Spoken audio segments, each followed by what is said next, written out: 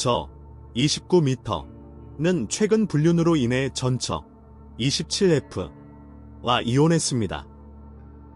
아내와 저는 친구의 집들이 파티에서 처음 만났고 우리는 즉시 서로를 좋아했습니다. 그녀는 다정하고 총명했고 우리가 우리 자신을 더 잘 알게 될수록 그녀에 대한 나의 감정은 다른 모든 사랑 이야기처럼 커졌습니다. 여러 번 데이트도 하고 데이트도 했고 2년의 연애 끝에 결혼했습니다. 만일 어떤 심령술사가 내 아내가 장래에 바람을 피울 것이라고 나에게 말했다면 나는 그를 믿지 않았을 것입니다. SL 그녀와 아내, 나는 어디를 가든 어울리는 옷을 입고 손을 잡고 있는 모습을 볼 수 있는 그런 커플이었다. 우리는 항상 서로를 사랑했고 그녀는 내가 걷는 땅을 좋아했습니다. 우리의 결혼 생활은 즐겁고 행복했으며 함께 많은 것을 탐험했습니다. 내 아내는 나의 첫 번째 진정한 사랑이었습니다. 나는 고등학교와 대학교에서 관계를 맺었지만 심각하지는 않았습니다. 나는 수줍음이 많은 10대 소년이었고 관계를 유지하는 데 서툴렀던 어른이었지만 아내와 함께하는 것은 너무나 쉬웠습니다. 우리는 쉽게 클릭했고 우리 사이의 모든 것이 순조롭게 진행되었습니다. 아내는 미용실 미용사로 일했고 나는 건설회사에 다녔다. 우리 둘 다 단순하고 행복한 삶을 고대했고 우리가 얻은 것에 만족했습니다. 결혼한 2년 동안 나는 아내가 바람을 피우고 있다는 의심을 한 번도 해본 적이 없습니다. 사실 그녀가 나를 속이고 있다는 사실을 알았을 때 꿈만 같았습니다. 내 아내는 적어도 일주일에 한 번은 친구들과 어울리는 것을 좋아했습니다.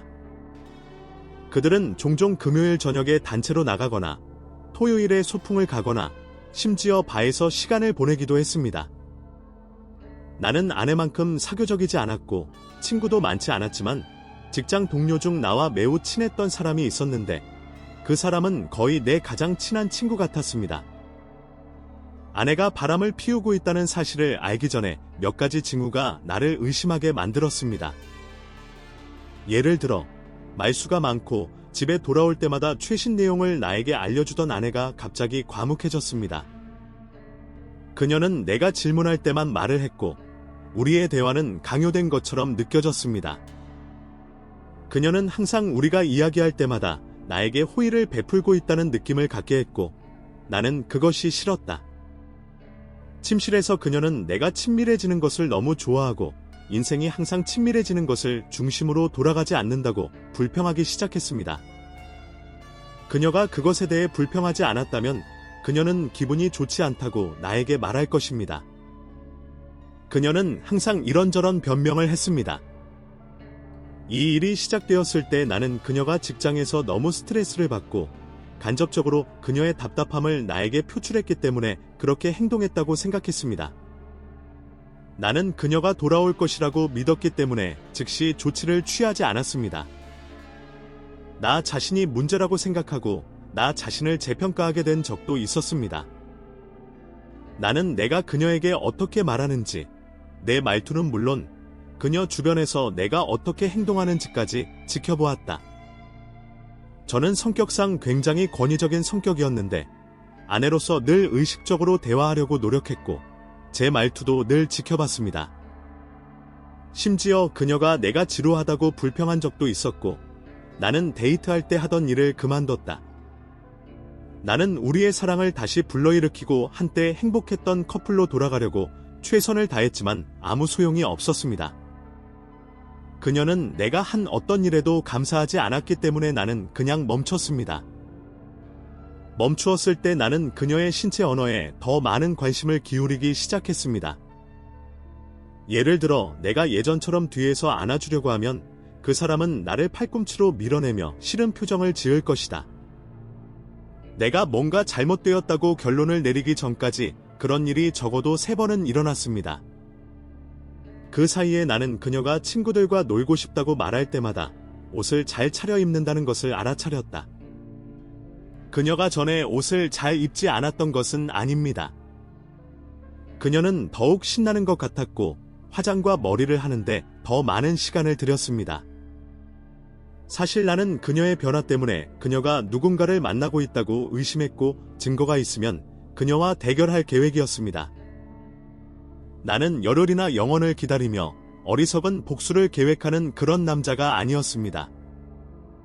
그녀를 만나기 전에는 심각한 분노 문제가 있었고 복수 부분에 도달하기 전에 그녀에게 교훈을 가르쳤습니다.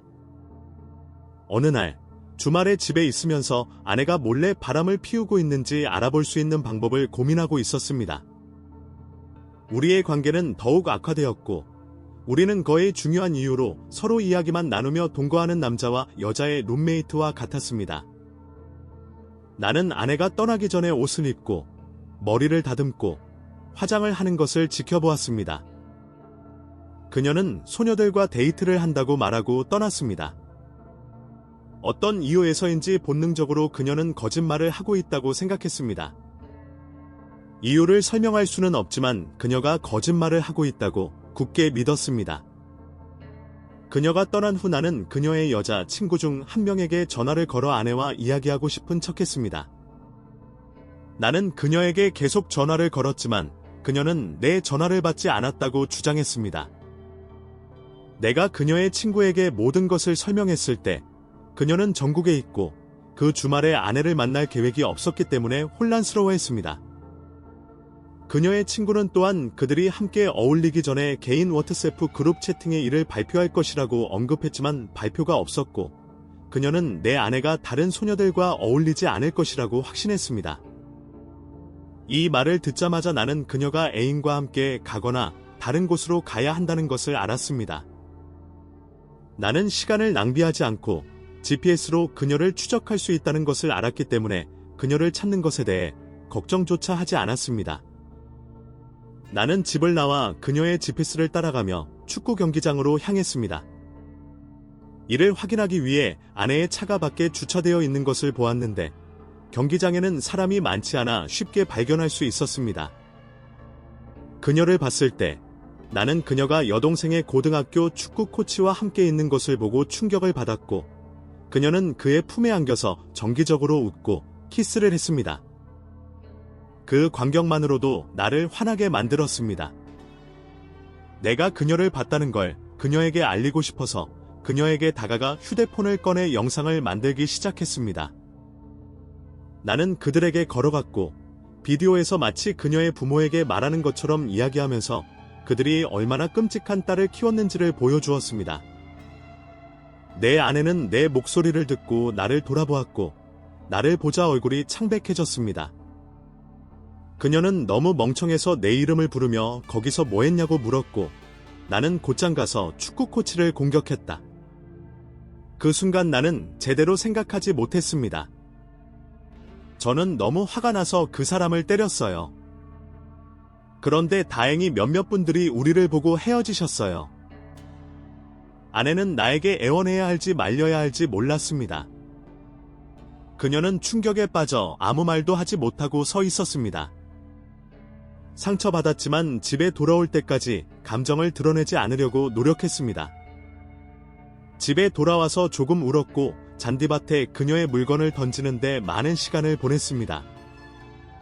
제가 녹화한 영상을 그분의 부모님에게도 보냈더니 너무 실망하고 화를 내셨어요. 그녀의 여동생은 내 아내가 그녀의 축구 코치와 바람을 피울 것이라는 것을 믿을 수 없었기 때문에 가장 실망했습니다. 그날 아내는 집에 오지 않았습니다. 그 사람은 다음날 집에 와서 계속해서 내 집 문을 두드렸고 그래서 나는 그 사람을 들여보내서 우리가 이야기를 나눌 수 있게 해주었습니다. 나는 그녀가 내 집에서 나가지 않으면 경찰에 신고하겠다고 말했고 그녀가 떠나지 않으면 경찰에 신고했습니다. 그녀는 심지어 그들에게 저항하고 공격적으로 행동했기 때문에 그들은 그녀를 데려갔습니다. 며칠 후 페이스북에서 메시지를 받았는데 아내가 새 페이스북 계정을 알려주는 문자를 보냈습니다. 나는 그녀의 이전 페이스북 계정을 차단했고 그녀는 나에게 그녀를 다시 데려가 모든 것을 설명할 수 있게 해달라고 간청했습니다.